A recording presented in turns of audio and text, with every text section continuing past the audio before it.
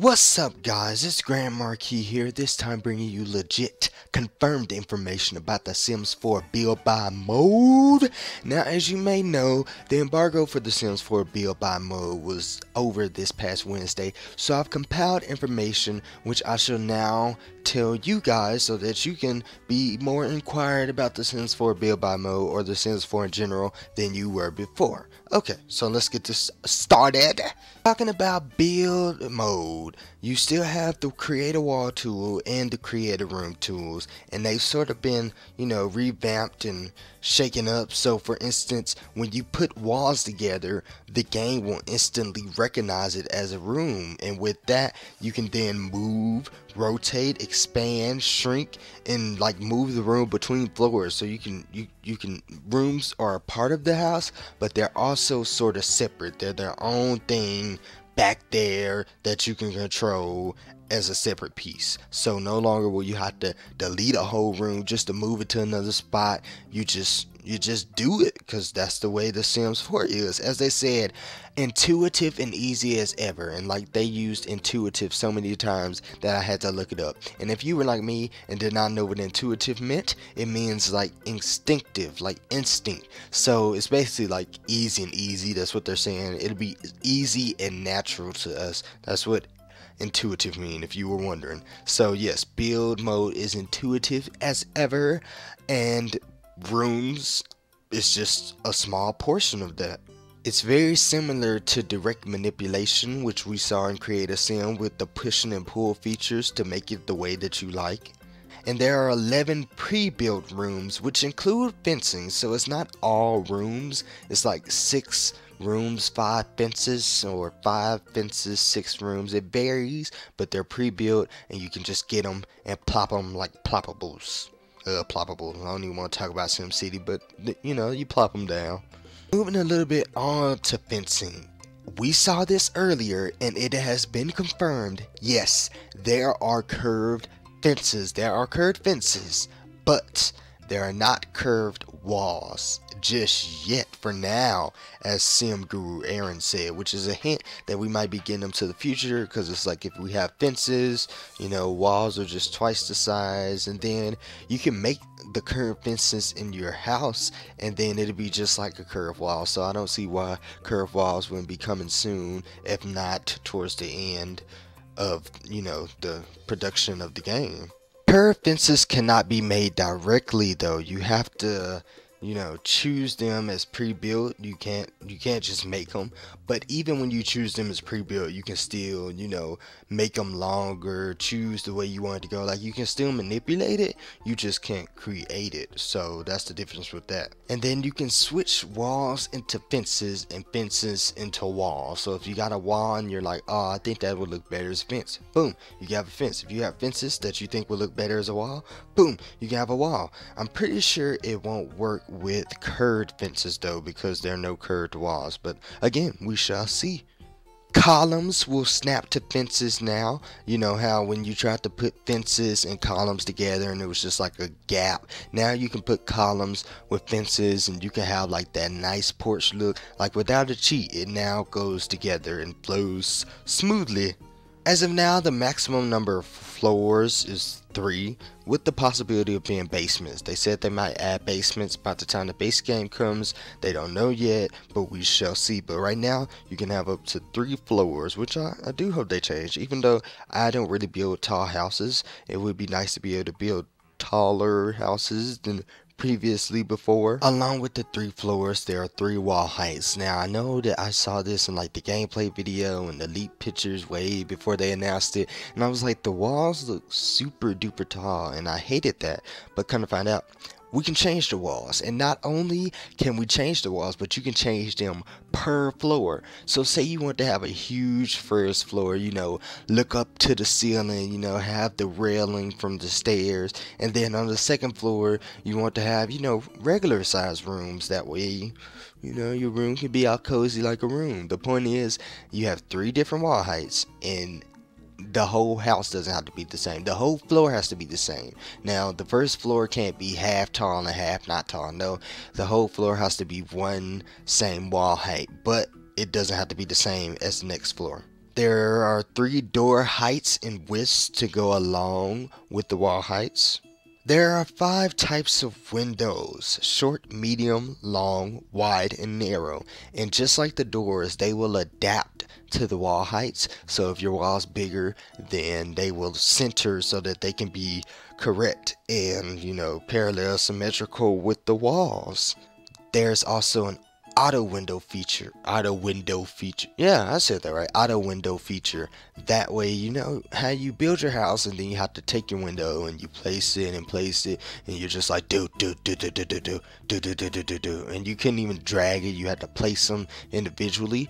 Not anymore. Now you can auto window it so that it could choose the window for you, or you can choose the window and it'll place the rest of them on the floor or on the house. That way, making it easier for you to just jump in the game. And then the game recognizes where things are inside the house on the wall, so it won't place a window where paintings are. It's smart Sims, smart technology, smarter windows. So one cool feature that they've added to appeal to the more modern builders is that you can build higher floors that no longer require support, and it's super nice. So as you can see in this picture, the house, you got the first floor and then you got the second floor going diagonally across, and then it doesn't even have a support and it can hold it up stable. It's just nice feature, nice touch, and it'd be nice to see what builders will create with that. Foundations, as we probably already knew, can be added later. You can build a house and then add foundations, but what you probably didn't know was that there were 8 heights, 8 different foundations. So as opposed to the platform and the foundation, there are 8 different heights of foundations, and the stairs will adjust with the foundation. The stairs in the house and the stairs on your porch or foundation area will adjust with that. So that's pretty nice. So again, as opposed to having to destroy your whole house to build foundations, or removing the stairs and moving them back, it just does it for you. It really is getting simpler and intuitive while keeping the nice touch and detail that we have known and loved. Roofs is like all the other things in the game, is similar to direct manipulation. You can change the pitch and the curve. You can pull it around. You can make the roof curve to touch the roof curve to touch the ground, and then you can sort of pull it to make an S shape. You're pulling and pushing. To me, it sort of seems I don't know, maybe the Sims face or the nose, the way you're just or maybe just the whole body. It's keeping up with that direct manipulation, and you can create the roofs to be just super legit and super just different. Yeah, I'm different. Yeah, I'm different. That's what your roof's gonna be singing. And then you can change your patterns per roof. So say you have separate roofs, then you can have different patterns. So as opposed to having one pattern for your whole roof, you can have the tile pattern on that roof, and then the diagonal type pattern with a different color on that roof. And you also have the little dormitory thingies where you have the little windows in the roof. Those have been confirmed. And I remember when Island Paradise came out, as opposed to creating a roof, I created a floor on top of my houseboat. That way I can go onto there and, participate in my activities. But they have confirmed that you'll be able to add things to roofs like the flat roof. That way you can actually go on there and it'll be sort of like a terrace. You can go on there, do things on your roof without having to make your floor a roof. Okay, moving on to buy mode, or can we actually even call it buy mode anymore? Because for the first time ever, build buy mode is actually one. Yes, build buy mode have been integrated together. Now it's still little filters to separate them, but they're all one mode. So as opposed to being oh, I'm building my house, let me get my furniture, oh crap, I forgot the windows, dang it, now I gotta wait for it to load, just 3 seconds, and then find the window and get it. Crap, I didn't want that window, I need a light. Crap, light's not in build mode, let me go back to buy it. They've put it together to make it easier, which is just going to be amazing, because that's going to be so much simpler to have it together. Because when you mix it all together, you know that it's the best of both worlds.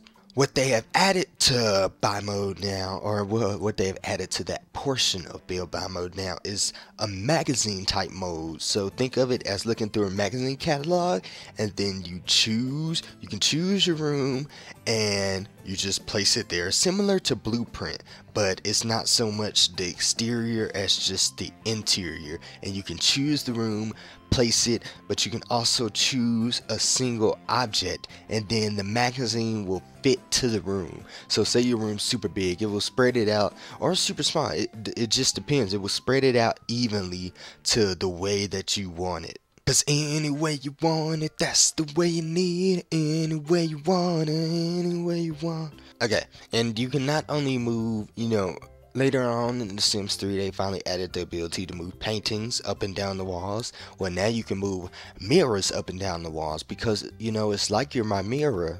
Whoa, my mirror staring back at me. And what if you short and like to the float? Because you're a child, because ain't no height in The Sims 4. But if you was a child, then you want your mirror to be on the floor. Point is that you can move paintings, wall objects, and other mirrors, or mirrors in general, up and down the wall. And for all the people who thought that The Sims 4 will be getting rid of custom content and all that due to like the hair and stuff, well, I have news for you. What they said so far is that we will be able to create magazines. We can do that with Blueprints, but we will be able to create magazines, upload them, and then use them as custom content, which will be super sweet, because I don't really use custom content. And I don't know, I'd get a house, maybe I would consider doing that, but with the magazine mode, that'd be super nice to see how that will play out into the game. And one thing I'm wondering is that will it still be like a catalog to just scroll through the items, because you gotta have the items separate than just a magazine mode, so you won't have to look through every single magazine to find just what you want. Little extra features: for one, magazine mode will be available for landscaping. So you don't want to build your backyard, choose a magazine, stick it down in the backyard, bada bing, bada boom, you got you a nice backyard. Also, if you decide to just delete the magazine as expected, you will get all your money back. And then when you're moving rooms and pushing them, if you overlap them, it'll just overlap and it'll delete the stuff, which could be cool, but also could suck because it would delete all the stuff. But you would get your money back as to be expected, but that would sort of suck to delete your stuff. But it's pretty cool that you can overlap rooms now without the pain and worry, cause I ain't got no worries. Let there be light! Light can now go between floors. So, you would used to have a light on the second floor ceiling, and then it would be super dim on the first floor and you could barely tell, or you would have vice versa on the first floor, or windows. The point is, the lighting will be much better now, not just the natural lights but the actual lights, so they would go between floors as opposed to being restricted to that one floor. And one thing I wonder is, will you be able to see into the floors? Because depending on how you played, what your specs were, and how you played the game graphically, like me, I would never be able to see the furniture. If I look down from the second floor onto the first floor, I wouldn't see any furniture unless I moved down to the first floor. So I wonder, would they change that too? The color palette that we saw with the Create a Sim clothing, it would also be able to be used on walls and furniture and other objects. And then you can change the color of a room as a whole, because when you choose the room, you choose it in the color you want, so that like if you want white, the walls be white, the bed be white, it'll match. And then you could also change the color to a different color as a whole. Trees and bushes will animate in the wind. So yes, we know that hair and clothing will animate in the wind. Now we know that also trees and bushes will. So people were like, oh, does that mean seasons? No, that does not mean seasons. Wind is not seasons really, but they will animate like as in The Sims 3 and The Sims 2 previous games. They will just continue to animate and blow in the wind. Dust in the wind. Mirrors, will reflect everything. So as opposed to being able to just move them up and down walls, now they will actually reflect whatever they're reflecting, including the outdoors. So if you have a window in front of a mirror, you actually be able to see outside from that mirror. And I guess that depends on how high your graphics are again, but since the Sims 4 is supposed to be easier on your computer, I assume that you will already be able to see out the mirror without changing it. So we shall see.